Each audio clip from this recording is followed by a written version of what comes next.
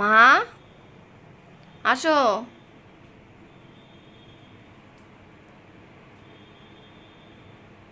এই তো ভালোভাবে হাঁটছো তো একদম। বসো। হুম, উল্টা নাইটি পড়েছো তো। বলে থাক, বলে এখন উল্টা নাইটি পড়েছি, থাক কিছু হবে না, পরে আবার যখন পরবো পরে নেব। এখন বাজে সকাল 8:30। মায়ের এখন সুগার প্রেশার টেস্ট হবে সব। মা যে কয়দিন আছে সে কয়দিন ধরে এই ব্যাগটা নিয়ে সকাল থেকে শুধু টানাটানি হয়। আসো। আসি এখনো ঘুমাচ্ছে। বসো, টেস্টটা করে নিই তারপরে এসে করো। তো উল্টো নাইটি পরে ঘুরছো দেখি।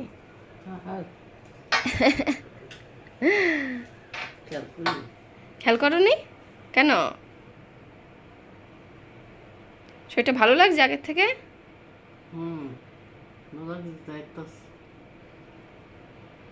মায়ের মতো সত্যিই কেউ হয় না।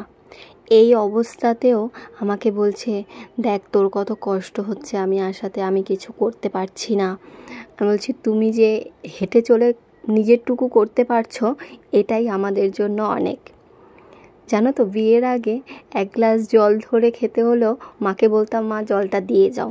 এমনকি 80 হওয়ার পরেও মানে যেসব কাজগুলো আমার করার কথা সেই সব কাজগুলো বৌদি বা মা দুজনেই আমাকে প্রচুর প্রচুর পরিমাণে হেল্প করেছে। মানে যেই সব কাজগুলো আমার করার কথা সেই সব কাজগুলো দুজন আমাকে করে দিয়েছে।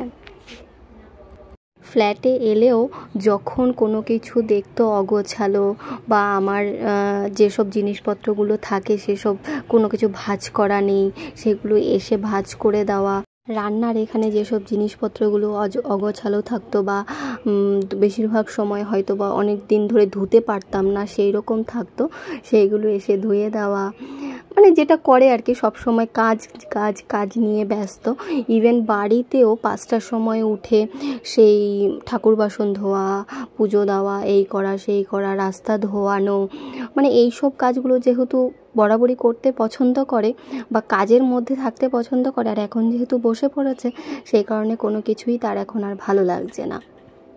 আমি শুধু বারবার বোঝাচ্ছি, মা তুমি আবার আগের মতো সুস্থ হয়ে যাবে, তুমি আবার আগের মতো সব করতে পারবে। আর বাড়িতে সব কাজবাজ করার পরে যেহেতু বাইরে বেরিয়ে যেত ঘুরতে, মানে ঘুরতে বলতে রাস্তায় কখনো কাকার বাড়িতে, কখনো ওই কাকার বাড়িতে, কখনো মন্দিরে, এসব জায়গায় চলে যেত। আর এখন যেহেতু কারো হেল্প ছাড়া বেরোতে পারছে না, সেইটা মায়ের ভীষণ আফসোস হচ্ছে যে ভগবান আমাকে এইরকম করে রাখলো যে আমি এখন আর একা বেরোতে পারবো না। আজকে মা বাড়ি চলে যাবে।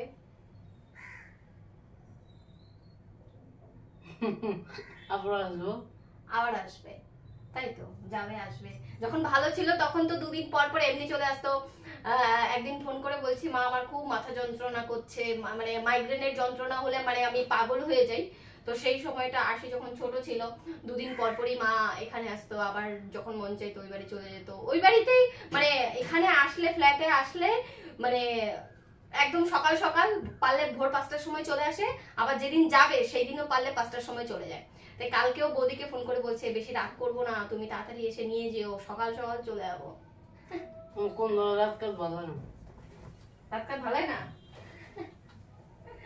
এখন ভালো আছে তো মা আগের থেকে অনেকটাই সুস্থ হয়ে গেছে। দিদা তাহলে তুমি মাম্মাকে ফোন করে বলো মামদিদিকে বাড়িতে, মায়ের এখন ব্যাগ ট্যাগ গুছিয়ে দিচ্ছি।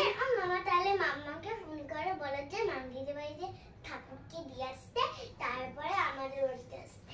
হ্যাঁ আর থাকবে কবে দিদা একটু ভালো হোক তারপরে।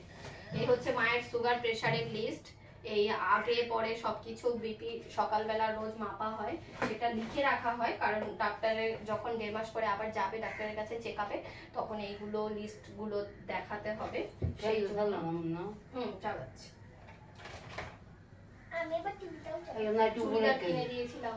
চুড়িদার পরে যাবে আজকে না কেন? আজকে পরে যাবো। ঠিক আছে, এটা রাখতে পারবো সামনে। উপরে কেদে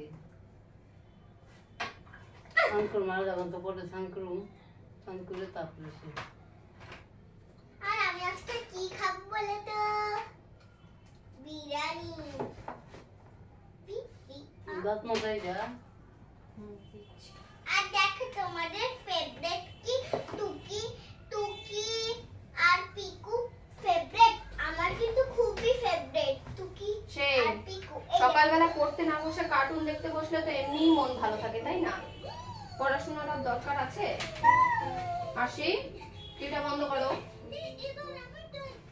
পড়াশোনাটা ভুলে যাচ্ছে আর কার্টুনটা শুধু মনে থাকছে, তাহলে আর কি বলো? কি আনন্দ আহা জীবনে। জীবনে আনন্দ নেই? জীবনে আনন্দ নেই? তাহলে জীবনে কি আছে? জীবনে আছে কষ্ট।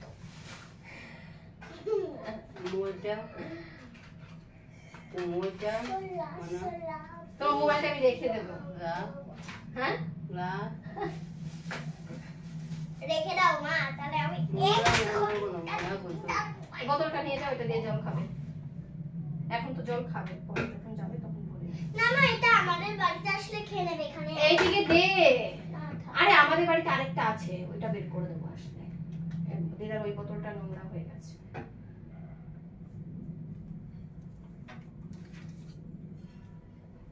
এই হচ্ছে ঔষধের বাক্স প্যাকটা।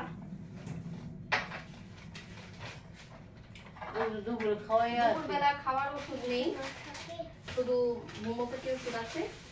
না না, মাম্মামদের বাড়িতে তো একই কালারের জলের বোতল, কি করে দিদা চিনবে যদি গুলিয়ে ফেলে? ওই কালারেরই? হ্যাঁ তো এটা দেই নাই, ওই কালারেরই তো জলের বোতল আছে। এটা দিয়েছে, আগেরটা দিয়েছে, এটা ঢাকনাটা। ও মামা, আগের জলের বোতল মাম্মাদের ভাই জলের বোতল তো একই, এরকমই দেখতে তো। আচ্ছা ঠিক একই কালার তো, জলে দিদা কি করে চিনবে? দিদা চিনবে না, যদি গুলিয়ে ফেলে কি হবে? এই গাড়া দুটো নিয়ে যাও। হ্যাঁ এখানে দেয়া দাও,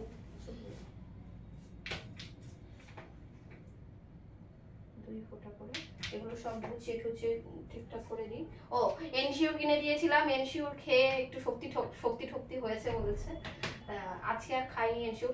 বৌদি চলে এসেছে মাকে নিতে, আম আর হচ্ছে তালের শাঁস নিয়ে এসেছিল। তো এইগুলো আমরা বসে বসে 3 জনে মিলে 4 জনে মিলে খাচ্ছিলাম। যদিও মা এখন অনেকটাই মানে এগুলো খেতে পছন্দ করে, কিন্তু মাকে তেমনভাবে দেওয়া হচ্ছে না, কারণ সুগার প্রেশারটা যেহেতু কন্ট্রোলে রাখতে হবে, সেই কারণে একটু কম কম খাবার দেওয়া হচ্ছে। টোটো চলে এসেছে বাড়ির সামনে থেকে, টোটোতে উঠিয়ে দিয়েছি, একদম বাড়ির সামনে গিয়েই নামবে।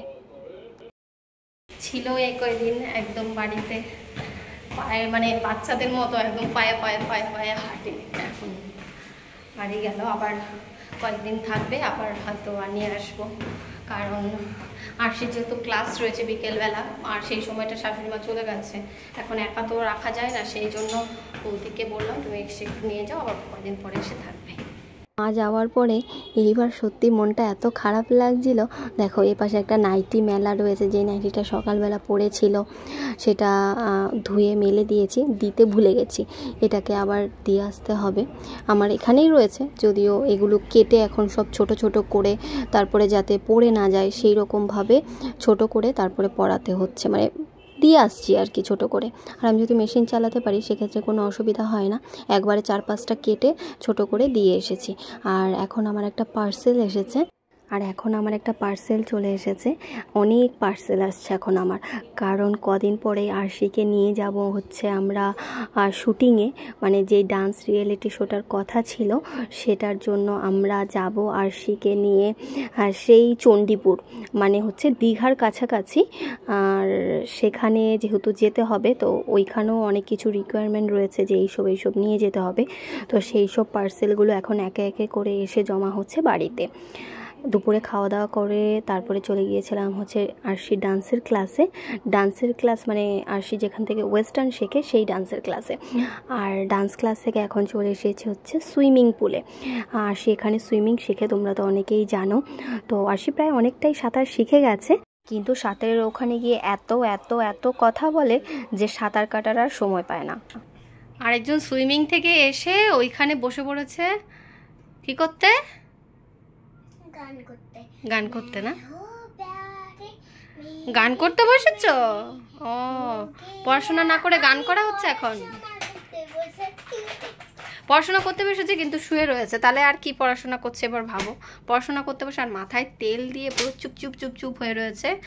আমি আজকে শ্যাম্পু করিনি, কিন্তু আরশিকে আজকে শ্যাম্পু করিয়ে দিয়েছি, তাই তো? আরশি এখন কি করবে? পড়াশোনা। চলো একটু পড়াশোনা করি।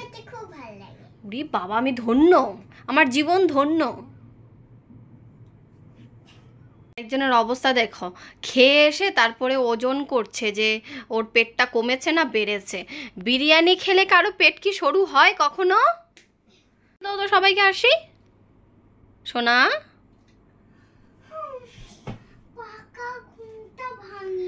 পাকা ঘুমটা নাকি ওর ভাঙিয়ে দিয়েছি, বুঝলে? ওর পাকা ঘুম ঘুমিয়ে দিয়েছে। এই ব্লগটাকে এন্ড করছি। যদি ব্লগটা কোথাও ভালো লেগে থাকে অবশ্যই লাইক শেয়ার এন্ড সাবস্ক্রাইব করো। আর কেমন লাগলো আজকের ব্লগটা তুমি কমেন্ট করে জানাতে ভুলবে না। Bye bye, good night. Tata, bye bye, good night. আপনাদের যদি আমাদের ভিডিওটি ভালো লেগে থাকে তাহলে সাবস্ক্রাইব করে যান। আর আপনাদের কারণ একটি সাবস্ক্রাইবার, একটি কমেন্ট আমাদের অনেক অনেক অনেক ইন্সপায়ার করে তোলে নতুন ব্লগ তৈরি করার জন্য। নতুন ব্লগ আসা অবধি সবাই ভালো থাকুন, সুস্থ থাকুন, আর আমাদের ব্লগটি দেখতে থাকুন। অনেকই ব্লগার আমাদের। নমস্কার। এবার ভুলভাল বকবে, চলো টাটা। তোমরা ভুলভাল শুনো না।